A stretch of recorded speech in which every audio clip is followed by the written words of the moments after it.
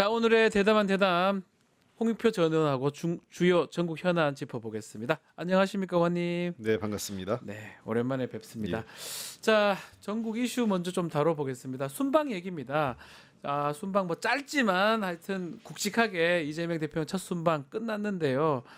뭐 여러 양자회담도 하고 여러 일들이 있었습니다. 첫 순방 먼저 총평 한번 주시면 좋을 것 같아요. 뭐 당초 걱정들이 많았잖아요. 그러니까요. 예, 10며칠 만에 간 거예요. 그렇습니다. 대통령 당선이 6월 3일 날 대선이었으니까 4일 날 이제 취임한 거 아니겠어요? 예. 그리고 15일, 16일이 돼간 거니까 한 열흘 만에 한 거기 때문에 예. 당초 주변에서도 안 가는 게 좋지 않겠냐. 음. 또 이번 G7이 우리가 정식 멤버십이 있는 모임이 아니라 이건 우리가 약간의 이 비지등 초청대 상국이잖아요. 초청국이죠. 예, 네. 그러다 보니까 한계도 있고 해서 안 가는 것도 하나의 방법 아니냐 이렇게 했는데 대통령께서 이제 그 두 가지 고려가 있었던 것 같아요. 지난 6개월간 멈춰졌던 다자 정상회담을 좀 정상화시키겠다. 이게 하나 첫 번째고, 네. 두 번째는 우리나라의 민주주의 회복 탄력성. 그러니까 비상계엄, 탄핵, 내란 뭐 이런 여러 가지 거치면서 우리나라 민주주의가 굉장히 어려운, 그러니까 국제사회에서 보기엔 불안정해 보이는 그렇죠. 건데 그런 것들을 불확실성을 걷어내고 우리가 민주주의 사회로 다시 완전히 되돌아왔다라는 것을 국제사회에 확인시켜주는 그런 측면에서 대외 신인도 제공에 상당히 긍정적이다라는 판단하에 가신 것 같아요. 네. 그런 측면에서 저는 굉장히 잘 됐고 물론 뭐 이번 정상회담은 아시다시피 다자 정상회담이기 때문에 네. 일종의 상결례 의미예요. 그렇죠. 뭐, 심도 깊은 논의를 할 수 있는 할 수가 없습니다. 할 수가 없습니다. 기본적으로. 그거를 네. 뭐 여기서 뭐 이 설사 트럼프 대통령을 만난다고 해도 관세 협상과 관련돼서 뭘 마무리하고 이런 게 아니라 그냥 그렇죠. 거의 네. 인사하는 대략 정상들 만나는 게 30분에서 1시간이거든요. 통역 포함하면 깊은 얘기를 할 수 있는 시간이 충분치 않아요. 네. 그리고 사전에 의제를 조율하는 것도 아니었기 때문에 이번에는 그런 측면에서는 저는 무난하고 그래도 긍정적인 평가를 받을 만한 그 훌륭한 데뷔전 아니었느냐 이렇게 생각합니다. 의원님이 보시기에 좀 눈에 띄었던 장면이 있을까요? 결정적인 장면이라 하긴 좀 그렇지만. 사실 좀 저도 걱정을 좀 했어요. 예. 우리 이재명 대통령께서 생각보다 약간 샤이한 스타일이에요. 아, 저도 몇 번 뵀던 적이 있는데 우리가 EI 뭐 얘기하잖아요. 예. MBTI I 스타일입니다. 예, 뭐 아니, 정확하게 느낌에. 우리는 알 수는 없지만, 네, 이렇게 막 이렇게 각 잘 아는 사람들하고는 네. 얘기를 잘 하시는데 예. 처음 본 처음 보는 사람들한테는 사람한테는 조금 떠오르고 공식적인 자리에서는 예. 이렇게 하는데 낯가림이라 그러나요? 그렇죠. 그런 게 좀 있다는 평이 그래서 있는데요. 다자 정상회담이고 해서 그리고 처음 만나는 거니까 대부분 걱정들 했는데 생각보다 원만하게 관계를 잘 끌어간 것 같아요. 그러니까요. 또 룰라 대통령하고 와, 그건 이게 저는 제일 기억나는 게 룰라 저도 대통령하고 마찬가지인데. 뭐 여러 가지로 아. 우리 이재명 대통령께서도 가장 좋아하는 정치인 중에 한 명이 룰라 브라질 대통령 아니겠어요? 본인하고 여러 가지로 인생에 겹쳐 있는 예. 접점들이 많은 분이기 때문에 그래서 유달리 더 각별하게 어떤 그런 친근감을 표시했던 것 같기도 하고요. 그래서 그런 측면에서는 저는 이 생각보다 굉장히 낯가림 같은 거 드러나지 않고 잘 치렀다. 되게 낯가림이 없는 사람도 이 국제 무대 정상회담이고 또 정식 멤버십도 아닌 그런 모임 가면 약간 쭈삣쭈삣할 수 있거든요. 그러니까요. 근데 그런 모습도 일부 있었긴 해요. 그런 장면만 또 일부 언론에서 딱 잡아가지고 왜 그런 장면이 없겠어요. 예, 있겠죠 당연히. 예, 뭐 10일 만에 갔는데요. 그리고 몇 번 간 사람도 그런 장면이 나와요. 예. 근데 제가 봤을 때는 전반적으로 그런 당초의 우려보다는 훨씬 좋은 훌륭한 데뷔전이었다 이렇게 생각합니다. 한미 정상회담은 불발됐지만 한일 정상회담은 했습니다. 어떻게 평가하십니까? 한미 정상회담 이제 불발 갖고 네. 이제 벌써 일본은 총리를 만났는데 우리 못 만났냐? 아니 그러니까 그게 네. 회의가요. 네. 멤버십 7개 국가가 모이는 회의가 있고 다자 정상 그러니까 이제 초청자 초청국이 다 나가는, 포함된 네. 확대 정상회담이 따로 있어요. 그래서 첫날 7국가 멤버십 회의를 한 겁니다. 네. 그래서 아예 숙소도 달라요. 한참 거리가 떨어져 있는 곳이에요. 그러니까 우리 대통령은 이미 거기에 머물러 있는데 트럼프 대통령이 예상외로 빨리 돌아간 겁니다. 제가 네. 보기에는 별로 오래 있고 싶지 않았던 것 같아요. 이런 다자 정상회담을 별로 선호하지 않은 데다가 맞습니다. 뭐 이란 이라크 이란하고 이스라엘 전쟁 예. 등등 이런 문제들도 핑계로 해서 제가 보기엔 굳이 안 가도 되는데 이런 여러 가지 핑계를 대고 그냥 간 것 같아요. 뭐 트럼프 대통령이 그 SNS에 더 큰 게 있다고 그랬는데 아직까지는 더 크게 안 나타났어요. 그걸 봐서는 어떻게 된지 모르겠는데 그래서 예. 이 한미 정상 불발된 것 같고 뭐 더 논란거리가 될 건 아니고요. 이건 뭐 네. 트럼프 대통령의 일방적인 그런 문제니까. 그다음에 한일 정상회담은 양 정상이 비교적 좋은만 자리를 가졌던 것 아니냐. 네. 이시바 총리가요. 제가 일본 측 지인들하고 여러 그 전에 취임 전부터 얘기를 들었을 때 역대 총리 중에서 최근에 그 총리들 중에서는 가장 좋은 지한파 총리다. 우리 한국에 예. 예. 비교적 그 중국이나 한국 등에 대해서 유화적인 입장을 가지고 있는 사람이기 때문에 한일 관계에 대해서 굉장히 좋은 영향을 줄 수 있다 이런 얘기를 했고요. 올해가 또 60주년 한일 맞습니다. 국교 수립 60주년이기 예. 때문에 그런 문제들 전반적으로 한일 그 외교 관계 개선이나 또는 이후에 여러 가지 민감한 문제들을 포함해서 한일 관계가 어떻게 가야 될지 이런 문제에 대해서는 제가 보기에는 뭐 다 얘기할 수 없는 자리였지만 양 그 정상이 서로 간에 대해서 나름 그 좋은 이미지를 갖고 돌아간 그렇죠. 자리다 이렇게 그 보입니다. 좋은 이미지 예. 상견례 예. 그 이미지 뭐 어차피 다시 또 회담해야 됩니다. 네, 그렇죠. 만나야 이제 될 것 셔틀 같고요. 회담을 하기로 지속하기로 얘기를 약속했으니까, 했으니까요. 예. 그래서 한일 정상이 뭐 자주 보면서 얘기를 좀 풀어간다면 좋은 그 관계를 이어갈 수 있다 좀 보입니다. 자, 남북 얘기도 좀 해보겠습니다.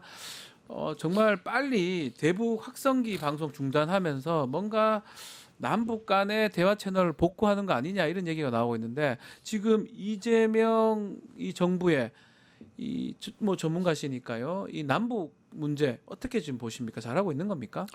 일단 저는 매우 그 높은 점수를 드리고 싶어요. 높은 점수를 줄 예. 수 있다. 왜냐하면 물론 이제 이 확성기를 중단하고 네. 대북 전단 살포 이것을 막고 하는 게 바로 남북 대화로 이어질지는 불확실해요. 네. 왜 북한은 이미 적대적 두 개 국가론을 제시를 이제 했고 통일하지 않겠다라는 거잖아요, 북한은. 예, 그리고 당분간은 남북 대화보다는 북미 대화 쪽에 우선적 중점을 두고 있기 때문에 네. 우리가 어떻게 한다고 해서 남북 대화에 쉽게 나올 가능성은 높지 않습니다. 그러나 제일 중요한 건 첫 번째는 우리가 할 수 있는 거는 빨리 우리가 할 수 있는 조치들을 취해야 돼요. 네.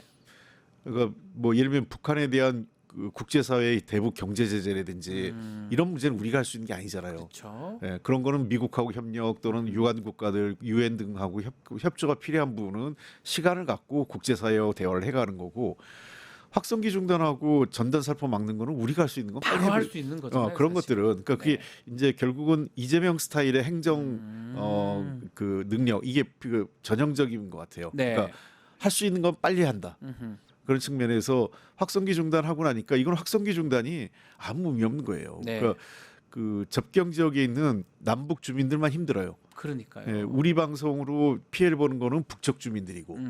그러니까 북도 대응을 하잖아요. 그것도 우리 주민들 파주나 여기만 그런 분들만 힘들어요. 예, 그거 끝나고 나서 계시는 일부 언론에 이미 보도가 됐지만 파주나 인근 지역 주민들이 그런 얘기 하시잖아요. 오래간만에 편히 잤다고. 그러니까요. 효용감을 느낀다 이렇게 그렇습니다. 얘기하더라고요. 예. 그러니까 뭐 다른 지역에 있는 분들이 뭐 어쩌고 저쩌고 이러시는데 동일하게 그 지역에서 그런 방송 소리 듣고 한 일주일만 생활해 보시고 판단했으면 좋겠어요. 네. 제가 뭐 공교롭게도 뭐 방송 등등으로 파주 지역에 뭐 밤에서 뭐 예. 찍으러 간 적이 있는데 정말 놀랐습니다. 귀신 소리 계속 예. 곡 소리 계속 들리는데 와 이거 어떻게 했을까 싶었었거든요. 북한이 대응을 예. 다른 방식으로 한 거예요. 과거에는 서로 우리 그게 세요. 더 세니까 출력이 세니까 북한 쪽 방송이 잘 안 들리니까 네. 주파수 대역을 바꾼 거예요. 맞습니다. 주파수 대역을 바꿔서 그러니까 이게 사람들 귀에 굉장히 민감하게 맞아요. 들리는 쪽으로 그 불편하게 만든 거예요. 그러니까 너희들도 불편하게 느껴봐 이런 대응을 한 거기 때문에 결국은 저는 이 조치는 하나는 남북 대화의 남북 관계를 개선하는 선제적 조치이기도 하지만 더 본질적으로는 접경 지역의 우리 주민들을 위한 조치라고 보시면 돼요. 그렇게 보는 게 맞겠네요. 예, 우리 두 주- 가지가 거의 돼 있다고 봐야 그러니까요. 되겠네요. 예, 저는 이재명 대통령께서도 남북 예. 관계 아시는 분이기 때문에 이거 확성기 끈다고 남북대화 바로 이어진다고 생각 안 하셨을 거예요. 네. 다만 이게 우리가 끄면 저쪽도 중단하면 그러면은 일단은 접경 지역에 당장의 불편함은 사라질 거다. 네. 이렇게 생각을 하신 것 같고 대북전단 살포도 이건 막아야죠. 그 한동안 북한이 맞대응으로 오물 쓰레기 보내가지고 네. 불편했잖아요. 예, 예. 그리고 이게 대북전단 날려보내는 게 문제가 있는 건 첫 번째는 많이 가지도 않아요. 성공 확률이 높지도 않고. 그러니까요. 그리고 두 번째는 이거 보고 북한 주민이 마음 변하는 거 그렇게 높지 않습니다. 그러니까요. 요즘은 굉장히 다양한 수단으로 우리 K 콘텐츠가 들어가고 있고 네. 그런 접촉을 통해서 마음 변해서 오는 사람이 훨씬 더 많거든요. 그럼 뭐 그 통일부나 국정원이 그 탈북해 오신 분들이 인터뷰에서 더 잘하실 거예요. 네. 이게 이런 방식으로 북한을 그 체제를 전복시키고 북한을 변화시키고 탈북민을 유도하겠고 이런 얘기인 거는 제 보기에는 그렇게 현실성도 그다음에 효용성도 떨어지는 거기 때문에 괜히 불필요하게 북한이 오물 쓰레기 날릴 때마다 우리 차량 파손되고 우리 주민들 긴장되고 또 혹시 무슨 병균 같은 거 오는 거 아닌가 이런 그러니까요. 걱정도 하고 하니까 이런 좀 저급함은 없으면 좋겠어요. 그리고 제가 외국 나갔을 때 외국 사람들한테 제일 약간 웃음거리, 약간 그 비아냥거리는 게 있잖아요. 뭐죠? 야 남북 관계 니네 그렇게 전쟁 위협이 있고 첨단 무기가 밀집돼 있는데 기껏 북한이 핵 개발하고 한다니까 대응 조치가 그 전단 날리는 전단 거 날리고. 하고 확성기 방송 예. 트는 거야 이런 거죠. 그리고 남북이 서로 한쪽에서는 전단 날리고 오물풍선 날리고 하는 게 외국에서 보기에는 진짜 이런 표현이 좀 그런데 애들 장난하는 장난치는 것도 거 아니고 아니냐. 좀 우스운 거죠. 그러니까요. 자, 결국 지금 좀 채널이 그래도 좀 복구되는 거 아니냐 이런 평가도 있는데 그런 게 뭐냐면 우즈벡에서 그 탁구대회 열리는데 남북이 좀 접촉할 수도 있고 종교계도 좀 분주한 것 같고요. 세계 청년대 천주교 북한 청년을 초대하는 방안 또 불교도 좀 그런 것 같고 남북 교류 사업 이거는 어떻게 보십니까? 그래서 이제 이게 여전히 그 대북 경제 그 제재 때문에 네. 국제사회 제재 때문에 여러 가지 제한은 받고 있어요. 다만 그렇죠. 문화 행사 또는 그 단순한 인적 교류 이런 것들은 그 제재 대상이 아니기 때문에 할 수는 있는데 그 뭐 약간의 서로 지금 현재 적대적 관계를 일부 해소했다고는 할 수 있겠지만 네. 남북 관계가 바로 복원될 가능성은 높지 않습니다. 아하. 그러니까 북한의 입장이 굉장히 강경하고요. 최근에 아까도 얘기했지만 두 개의 국가로 갖고 이런 것 같아요. 남북은 당분간 따로 가자. 서로 갈 길을. 네. 그러니까 김정은 체제 입장에서는 그 남쪽에게 기대할 게 별로 없다 이렇게 생각하는 것 같아요. 왜냐하면 경제협력도 미국이 그 허락 없으면 못 하는 거고. 못 하니까요. 예. 오히려 미국이 더 중요하지. 예. 그리고 뭐 그동안 좀 기대해봤지만 좀 반짝하다가 결국 못 하고. 그리고 정권 바뀔 때마다 네. 뭐 하던 거 다 중단시키고. 싹 다 바뀌어야 되니까요. 예. 그래서 현재로 봐서는 김정은 위원장이나 그쪽 김정은 체제 입장에서는 남한하고 뭘 하는 것보다는 최근에 러시아하고 많이 하고 있거든요. 그러니까요. 그래서 러시아하고 하는 것, 뭐 그다음에 뭐 중국하고 좀 하는 것 이런 걸로 입장을 선회했기 때문에 당분간 무슨 그 대대적으로 남북 당국 간의 회담이 있다고 보이진 않아요. 그러나 기대할 것은 그래도 그 과거 우리가 90년대 초반에 남북 관계 처음 시작할 때 예. 종교계부터 시작했거든요. 맞습니다. 그래서 예. 저는 뭐 불교 같은 경우는 개성하고 금강산 지역에 그 사찰이 사찰, 있고 예. 그런 사업이라든지 또는 문화 교류, 스포츠 교류 이런 걸 통해서 물꼬를 트는 것도 방법이에요. 우리 기억하시겠지만 91년도 남북 세계 선수권 대회, 탁구 선수권 대회가 맞습니다. 그때 처음 만들어진 게 한반도기잖아요. 아, 맞아요. 그리고, 기억이 납니다. 예. 한반도기. 현정화 선수하고 이분희 예. 선수하고 복식조로 해서 우승하고 여성 예. 복식. 그런 기억들이 있기 때문에 이런 체육, 종교 그래서 도리어 지금의 상황은 90년대 초반, 80년대 후반에 아주 낮은 수준의 남북 관계로부터 시작된다고 문제를 풀어가야 그러면 됩니다. 이거 뭐 질문이 이게 맞는지는 모르겠지만 윤석열 정부 때문에 더 이게 심화됐다고 보는 겁니까? 그렇죠. 그 윤석열 정부 때 전쟁 안 난 게 정말 천만다행이에요. 그 정도로 생각하시는 예. 거군요. 그러니까 실제로 저는 윤석열 대통령을 정말 용서 못하는 거는 네. 다른 걸 다 떠나서 전쟁이라는 것, 한반도의 분단 상황과 전쟁 상황을 자신의 정적제와 야당을 탄압하는 데 활용하려고 했다는 거예요. 이거는 굉장히 나쁜 근데 거예요. 그나마 북한이 거기에 응하지 않았다고 또 보시는 겁니까? 사실상 그렇게 된 거죠. 아. 북한이 그때 만약에 우리가 의도한 대로 드론기 띄웠을 때 그러니까요. 상응하는 조치로 무슨 접경 지역에서 과거 이명박 정부 때 있었던 뭐 연평도 폭격 그렇죠. 같은 포격을 한다든지 뭐 그런 일이 있었으면 바로 비상계엄의 명분을 하려고 했던 거 아니겠어요? 네. 그러니까 굉장히 나쁜 거예요. 예. 전쟁 나면 알잖아요. 지금 러시아, 우크라이나 그다음에 중동 지역에서 전쟁 나면 우리 그런 말이 있어요. 제가 좋아하는 말인데 좋아하는 말에서 좋은 말은 아니라 네. 이런 거예요. 전쟁은 권력자들이 일으키지만 예. 죽는 사람은 평범한 시민들이에요. 시민들 국민들 예. 다 죽어납니다. 그리고 부자들이 결정하지만 예. 가난한 사람들이 죽고요. 그리고 나이 든 사람들이 결정하는데 청년들이 젊은 사람 죽습니다. 죽고요. 예. 예. 그래서 이 세르비아 속담에 전쟁이 그 평시에는 아들이 부모를 묻지만 네. 전시에는 부모가 자식을 묻는다 그래요. 아, 그 말도 또 예, 그러니까 전쟁을 너무 쉽게 생각하면 안 됩니다. 네. 저는 우리 그 2030 세대나 그 전쟁을 안 겪어본 세대에서 이렇게 생각할 수도 있어요. 우리 게임도 영향을 줘요. 아. 리셋하면 다시 시작하니까. 그러니까 새로 하면 또 게임 하면 되니까. 예. 근데 전쟁은 게임이 아니에요. 예. 리셋하면 살아나지 않습니다. 큰일 납니다. 그나마 이 북한 쪽에서 윤석열하고 더 이상 안 되겠다 싶어서 이렇게 끊어놓은 것이 또 어떻게 보면 뭐 역설적이긴 하지만 어떤 파국으로 가진 않았던 것 같기도 합니다. 그러니까 남북 관계 경색이나 단절이 네. 꼭 윤석열 정부만의 책임은 아니다라고 그렇죠. 예, 보이는데 예. 윤석열 정부가 나쁜 거는 그 와중에도 평화적 관리를 하고 안정적 관리를 하는데 주력해야 되는데 그것을 이용하려고 하고. 도발을 더 유도하려고 했던 거는 이건 중대한 범죄 행위예요. 네. 이건 뭐 특검에 이게 지금 포함이 돼 있죠. 예. 그래서 그것도 아마 살펴보지 않을까 생각이 듭니다. 자, 이재명 대통령 순방 마치고 지금 내각 인선 얘기도 지금 하고 있는데 우리 홍익표 의원님도 지금 통일부 장관 후보군에 있더라고요. 후보만 거론될 뿐이고 아닙니다. 아닌 거예요? 예. 정동영 의원님하고 두 분이 거론이 되긴 되더라고요. 예. 정동영 의원님도 사실 됐으면 좋겠어요. 네. 제가 보기에는 뭐 아마 본인 입장에서는 이걸 또 하나 이런 생각도 언제 드실 텐데. 했냐면 기억나시겠죠? 노무현 정부 때 하셨어요. 예, 2005년 이때 하신 거기 때문에 20년 20년 전이에요. 예. 그러니까 그때 위성락 지금 안보실장은 육자회담 대사였고 맞아요. 이종석 장관은 NSC 차장이었어요. 맞습니다. 그 참 대통령 청와대실에 신기하네요. 딱 20년 있었기 때문에 전인데. 다시 이제 그 3인이 모일 수도 있는데 네. 글쎄요. 하여간 그 통일부가 최근에 많이 위축돼 있기 때문에 예. 뭐 당장 남북 간에 뭘 한다기보다는 그 조직을 좀 정비하고 아하.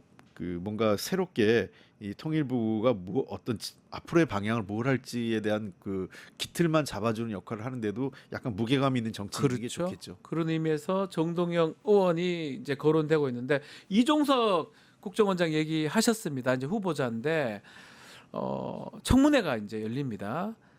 자꾸 친북 인사 이런 얘기를 합니다. 어떻게 봐야 그러나 됩니까? 제가 어디 방송에서 얘기했는데 이게 물론 이종석 장관한테 예. 후보자한테 도움이 될지 안 될지 모르겠는데 네. 제가 솔직히 이야기하면 역대 통일부 장관 우리 민주당 정부 통일부 장관에서 네. 북한 측이 별로 좋아하지 않는 통일부 장관이에요. 아. 친북이란 건 말도 안 돼요. 예예예. 그 이분이 좀 원칙적이고 그래서 예예. 북측에서 그건 제가 제일 잘 알죠. 북측 사람 대화 많이 했는데 네.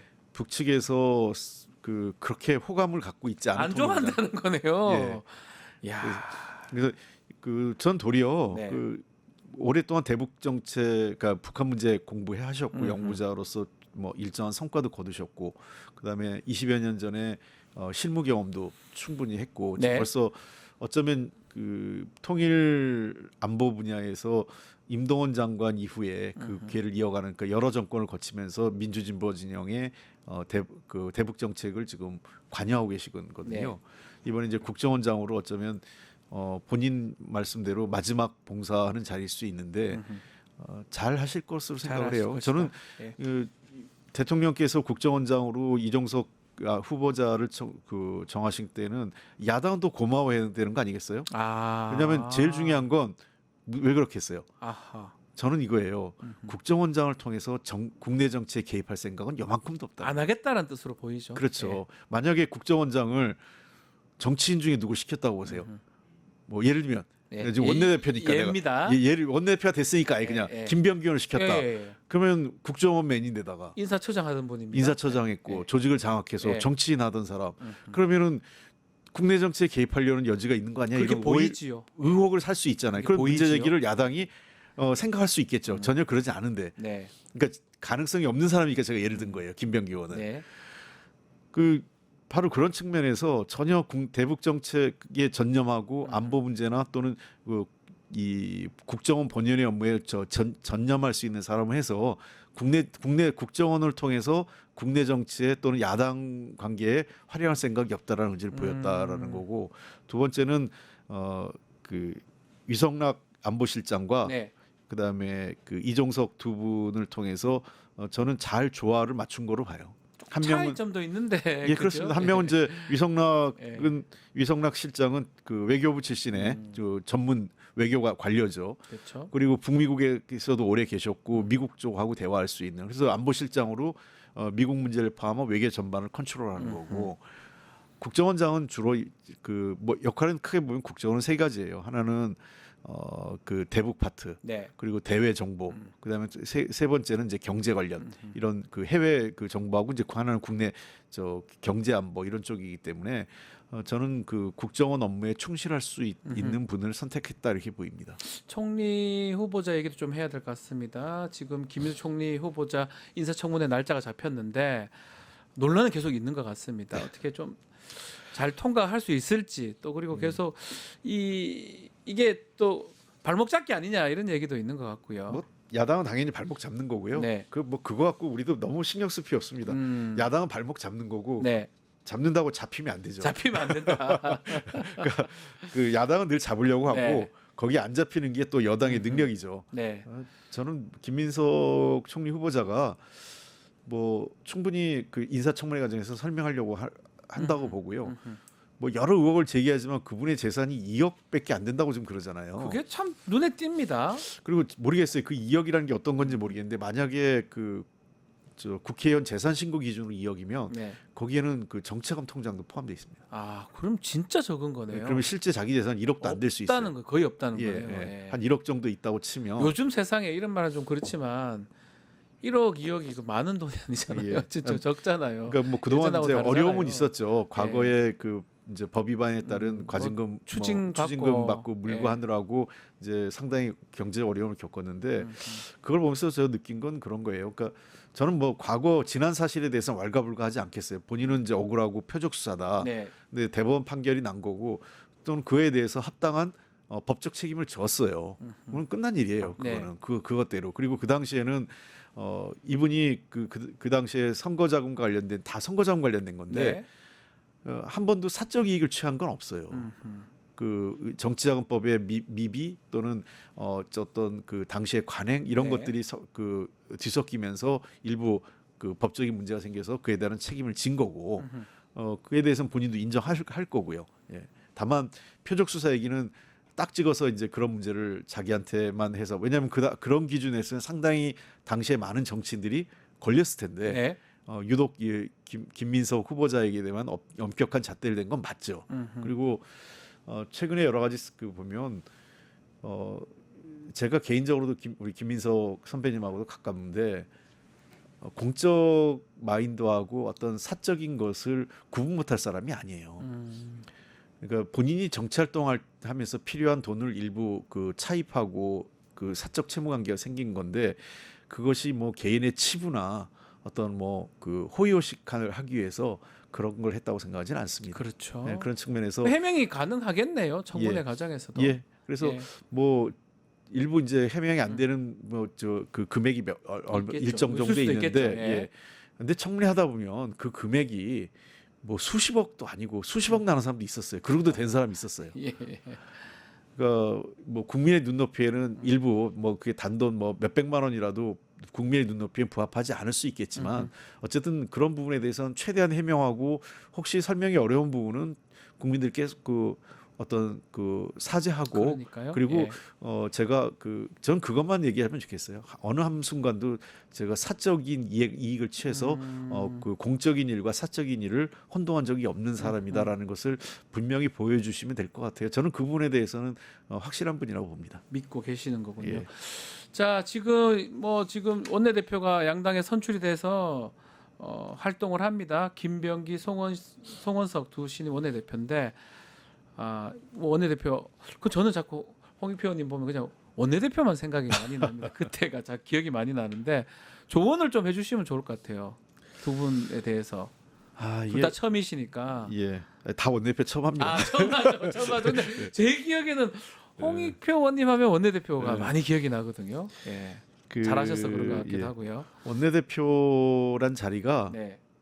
그 의원한테는 꽃이란 말도 있어요. 아. 의원에게는 이제 한 번쯤 해보고 싶은 자리. 네. 근데 또 다른 의미에서 원내대표에서 좋은 소리 듣기가 별로 드뭅니다.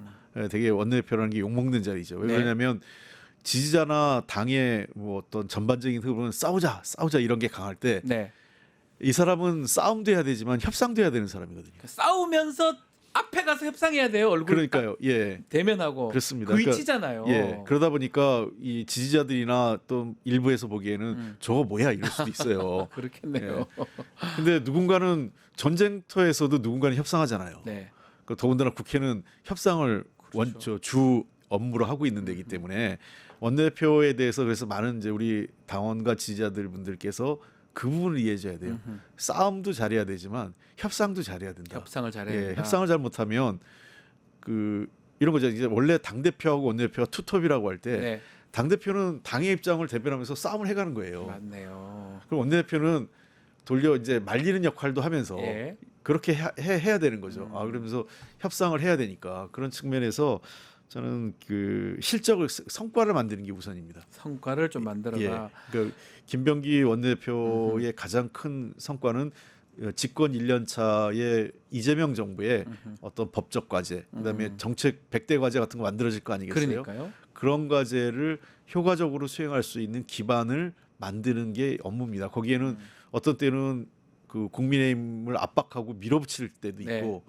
또 그것만이 능사는 아니거든요. 또 줄 때도 있을 거 아니에요. 예, 예. 협상하면서. 우리가 능수능란이란 말 있잖아요. 예. 능수능란이라는 건 싸움도 잘하고 협상도 잘해야 되는 거예요. 줄 때는 주고 예. 받을 때는 더 많이 받고. 예, 그러니까 이제 10원 주고 100원 받아오는 게 더 좋은 거지. 훨씬. 싸우면서 맨날 50원만 가져오는 게 좋은 건 아니거든요. 그러네요. 예.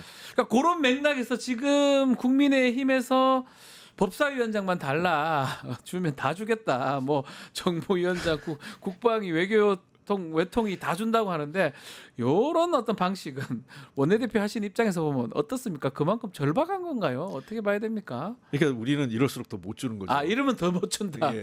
그러니까 이게 협상을 못 하는 거예요. 예. 법사위원장이 관심이 없는 척해야 주기라도 할 텐데 오히려 예.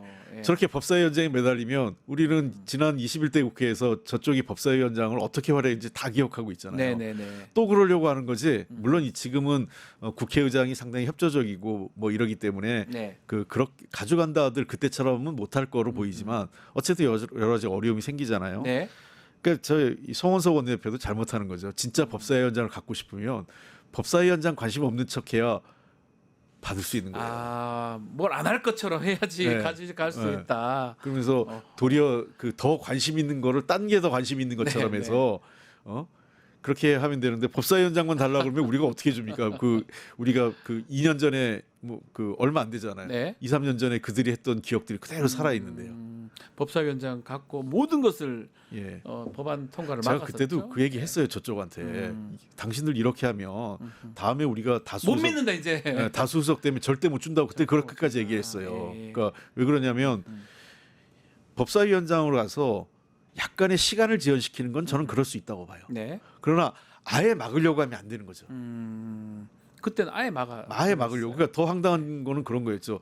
본회의를 안 열게 하려고 그렇죠. 일부러. 법사위 안건을 예. 아무것도 통과 안 시키는 거예요. 예. 법사위 안건이 0이면 예. 본회의가 본회의가 안 열릴 게 열리지. 없잖아요. 그러니까 이게 기억나요? 황당한 예. 일이죠. 김도우 위원장이었죠. 예. 그러니까 그 여야 합의가 된 각 상임위에서 법안이 올라오잖아요. 네. 그러니까 합의된 법안까지 안 통과시켜서 법사위를 안 여는 거죠. 법사위를 안 열어서 통과 안 시켜가지고 안건이 제로면 본회의를 안 열려고 하는 그런 네. 꼼수. 그래서 우리는 그때 다른 안을 갖고 우리가 안건을 만드니까 어쩔 수 없이 하긴 하긴 했는데 그러니까 그렇게 저는 그렇게 해서는 안 된다는 거죠. 그러니까 법사위원장이 좀 더 수기하자. 뭐 예를 들면 우리 당이 바로 일주일 만에 하자는 거를 2주, 3주 정도 그 시간을 한 달 그 정도 정도는 해줘도 한 달 정도 시간을 끄는 거는 예. 법사위원장이 수기를 하자는 뭐 당초 그 국회 취지에 맞을 수 있는데 그렇게 해줘야 그나마 예. 국민의힘 넘길 가능성이 조금이라도 있다는 거잖아요. 예, 그때 그랬었어야 되는데 그때 했었으면 그때 제가 그랬거든요. 이런 식으로 하면 우리 절대 못 줄 절대 거다 못 앞으로 준다. 우리가 다수당 되면. 예. 근데 이게 현실화된 거죠. 자, 마지막 요거 하나만 좀 다뤄보겠습니다. 민생회복지원금. 예. 요게 보니까 보편 지원을 원칙으로 하면서 취약계층을 좀 더 주는 이게 어떻게 좀 지지자 중에서는 또 굳이 이렇게 하냐 이런 분들도 있는 것 같기도 하고요. 저는 잘한 것 같아요. 잘한 것 같다. 예, 왜 그러냐면 저는 기본적으로 보편 지급보다는 선별 지급이 낫다라는 건데 선별 지급이 낫다고 한 건 두 가지 이유예요. 어려운 사람한테 좀 더 많이 줘야 된다라는 취지인데 네. 그걸 절충했잖아요. 그러니까 뭐냐면 지금 최저 15 뭐 언론 보도에 따르면 최저 한 15만 원에서 25만 원 요 맞습니다. 정도를 다 주고 어려운 사람들한테는 최대 좀더 50만 주고. 원 최대 네. 50만 원까지 더 주겠다는 거 아니겠어요? 그런 측면에서 저는 도리어 그 창의적인 그러니까 이거를 안 주는 방식이 아니라 네. 플러스 알파 방식으로 가서 선별 지급과 보편 지급에 대한 절충안을 만들었다는 측면에서 저는 나쁜 선택은 아니라고 봐요. 그래서 이거는 일단 한번 근데 다만 재정적 여력이 어떠냐가 네. 관건이기 때문에 지금 안은 그렇게 만들었지만 대통령께서 돌아오셔서 그렇게 할 수 있을지는 또 봐야 되는 거고 이걸 뭐 계속 반복적으로 할 수 있겠어요. 재정 네. 여력도 봐야 되기 때문에 이미 대통령께서도 여러 차례 재정 여건을 고려해서 그 저 전국민 지급 여부를 어떻게 할지를 판단하겠다고 하셨기 때문에 이번은 한 번은 새로운 정부의 출범이고 워낙 경제 소비가 너무 안 좋으니까 너무 안 지금. 좋고 네. 소상공인 그 자영업자들이 공통적으로 코로나 때보다 힘들다는 얘기를 맞습니다. 하시니까 예. 지금 한 번만은 정부의 조치를 믿고 따라주는 게 어떨까 싶습니다. 알겠습니다. 자, 오늘 말씀은 여기까지 드려야 될 것 같습니다. 홍익표 의원과 함께했습니다. 감사합니다. 네, 고맙습니다. 유튜브 구독하고 실시간 채팅과 댓글을 남기시면 매일매일 실천 TTCO를 드립니다. 참여 방법은 통통물 어플을 다운로드하고 회원가입과 로그인을 해주세요. 마이페이지에서 나의 회원 고유 번호를 복사해주세요. 유튜브 구독 후 실시간 채팅이나 댓글창에 고유 번호를 한 번만 입력하면 준비 끝! 지금 유튜브 채팅과 댓글 쓰기 참여하고 실천 TTCO 받아가세요.